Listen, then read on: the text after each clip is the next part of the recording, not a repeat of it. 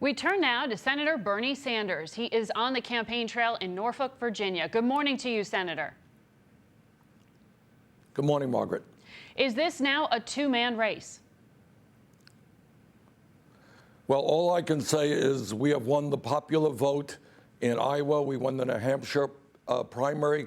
We won the Nevada caucus. We lost last night.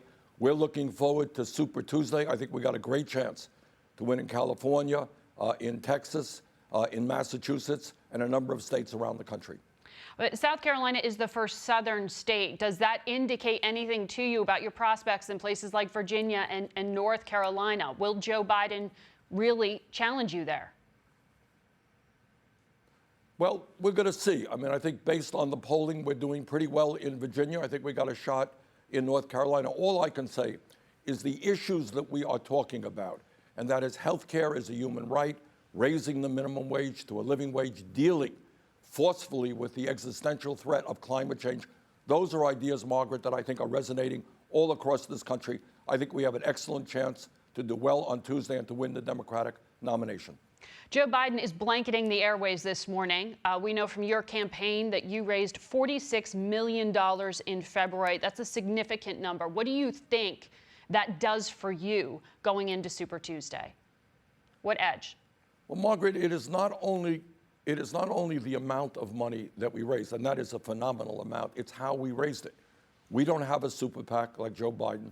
I don't go to rich people's homes like Joe Biden. I think Joe has contributions from more than 40 billionaires. What we have done is received more campaign contributions from more Americans than any candidate in the history of the United States, averaging $18.50. This is a campaign of working people and by working people, and I'm extraordinarily proud of that. But we have enough money now, not only to take us through Super Tuesday, but take us through the entire process, fueled by the contributions of working class people all across this country. Your campaign said that if you are the nominee, you won't accept the financial help that Michael Bloomberg has offered. He said he'd extend it to any party nominee. Do you really want to turn down his bankroll? Well, look, Mr. Bloomberg is free to do anything he can with his $60 billion, and that's legal. All I can say is at this point, we are confident that we can receive the kind of campaign funding that we need from working class and middle class people, that we don't have to be beholden to any powerful special interest. Look, one of the things that upsets people, so you whether you're conservative or progressive, is, I didn't say that. What I would say is that he has the right to do anything he wants. Right now, we are confident, Margaret, based on the fundraising that we are doing, is that we can beat Trump. But you are a Democratic socialist. You have never officially entered the Democratic Party. In fact, you constantly criticize Democratic establishment. So how can you convince the country that you are the best candidate to unify Democrats and challenge President Trump? Well, 2 points. I'm a member of the Democratic leadership. I've been in the Democratic caucus for virtually my first day back in Congress 30 years ago. And in the state of Vermont, where I live, I'm supported by Democrats that have won the Democratic primary. But we will win because we have an agenda that speaks to independents, to Democrats, and to more than a few Republicans. Look, we are living at a time when the American people are sick and tired of the kind of income and wealth inequality that exists in America all over this country, Margaret, and I have been all over this country. You got millions of people who are working 11, 12 bucks an hour. They can't afford child care. They can't afford health care. They're scared to death about their retirement. They want a government that represents them, not just billionaire campaign contributors. That's how you win. You put together that coalition, multi-generational, multiracial. That is what we're doing. No campaign out there has a stronger grassroots movement than we do. That's how you beat Trump. And by the way, almost all of the national polls out there, of the last 70 polls, 65 of them, I think, have us beating Trump. We're beating him in battleground states like Pennsylvania, Wisconsin, and Michigan. We can beat Trump. You have rallies planned out in California. There is very much a concern about the spread of the coronavirus on the West Coast. Is it safe for you? Have you spoken to any government officials about whether people can really appear at your rally and not worry about their own health? Well, actually, we have. I mean, that's a very fair question.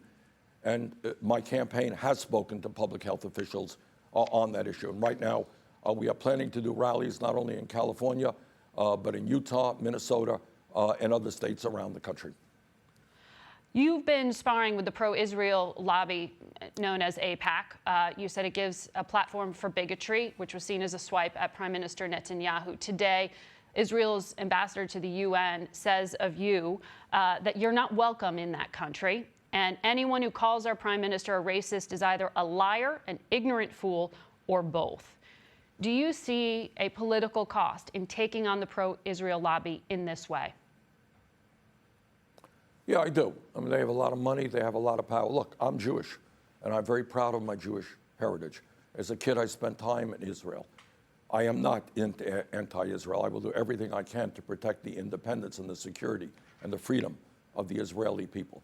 But what we need in this country is a foreign policy that not only protects Israel, but deals with the suffering of the Palestinian people as well. You got 70% youth unemployment in Gaza. People can't even leave that district, that area. Major, major crises. It is not sustainable. There will be continued conflict in the Middle East until the United States develops an even-handed policy. Yeah. So I am pro-Israel. I am pro-Palestinian. I want to bring people together to finally achieve peace in that region. I want to ask you on foreign policy, the president just authorized a deal with the Taliban.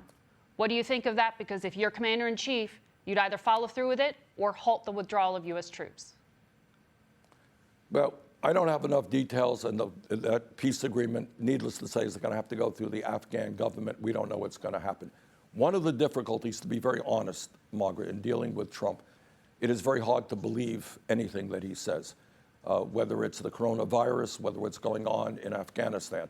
But it is my view that the United States, and I speak as somebody helped lead the opposition to getting us into the war in Iraq. It is my view that we got to end endless wars, that when we have 500,000 people in America sleeping out on the street and people can't afford health care, we got to invest in this country, not in endless wars. All right. Senator Sanders, thank you for joining us.